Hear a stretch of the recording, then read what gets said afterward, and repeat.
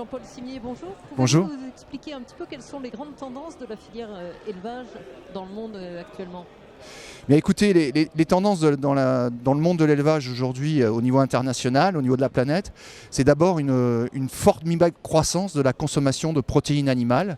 D'abord la viande, mais aussi le lait, les œufs, et puis si on pouvait même rajouter le poisson, si on considère que c'est une protéine animale. Donc c'est une formidable croissance. Si je prends la viande par exemple, nous consommons aujourd'hui 5 fois plus de viande en 2017 qu'en 1957. La production de viande a doublé entre 1957 et 1987, a doublé de nouveau entre 1987 et 2017 et va encore augmenter de 50% à l'horizon 2050. Pourquoi ? Tout simplement parce que nous sommes de plus en plus nombreux sur la planète.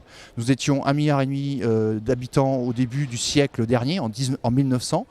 3 milliards en 1960 et nous sommes aujourd'hui plus de 7 milliards et nous serons 9 milliards en 2050. Donc c'est d'abord une croissance démographique qui fait que simplement il faut produire de plus en plus et que les gens consomment de plus en plus. Alors après, il y a le type de protéines que nous consommons, et notamment en termes de viande. Nous consommions dans les années 50-60 plutôt des viandes de type bœuf et ovin, et nous consommons aujourd'hui de plus en plus des viandes à base de grains, en particulier le porc, mais surtout la volaille, qui est la viande du 21e siècle, qui est une viande facile à produire, peu chère, qui s'adapte à tous les modes culinaires, qui a peu de contraintes en termes de prescription religieuse, et donc c'est partout, à Pékin, à Abidjan, à Delhi, à New York, à Paris, partout les gens mangent de plus en plus de viande de poulet, et ça c'est une tendance très très forte. Alors en Europe, on le voit en Europe, aux États-Unis également, là, il y a une tendance au bashing de la consommation de viande avec les mouvements végétariens, véganes, etc. Est-ce que vous pensez que cela peut impacter la production dans les années qui viennent ? Ce sont effectivement des mouvements importants qui font beaucoup parler d'eux, par le mode d'action, plus ou moins important et marquant pour le consommateur. Maintenant, il faut aussi resituer ça dans un contexte plus global.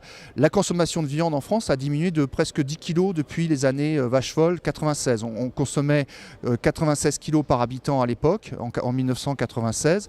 On en consomme aujourd'hui plus que 86 kg. Maintenant, c'est encore une consommation relativement importante.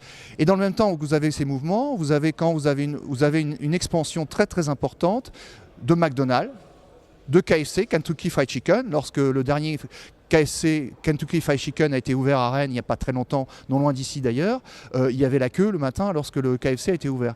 Donc il y a des mouvements finalement assez contradictoires dans la société. Il n'y a pas un consommateur, mais il y a des consommateurs. Tous ne sont pas... Donc effectivement, il y a des gens qui sont contre la consommation de viande ou pour une diminution.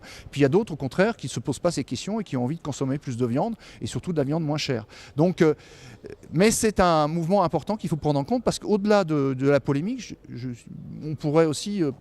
ça pose aussi la question du rapport à l'animal, de notre consommation. Et donc effectivement, il faut que les éleveurs ils s'y intéressent de plus en plus, traitent du bien-être animal. Il faut que tout le monde évolue dans les méthodes de production et d'élevage.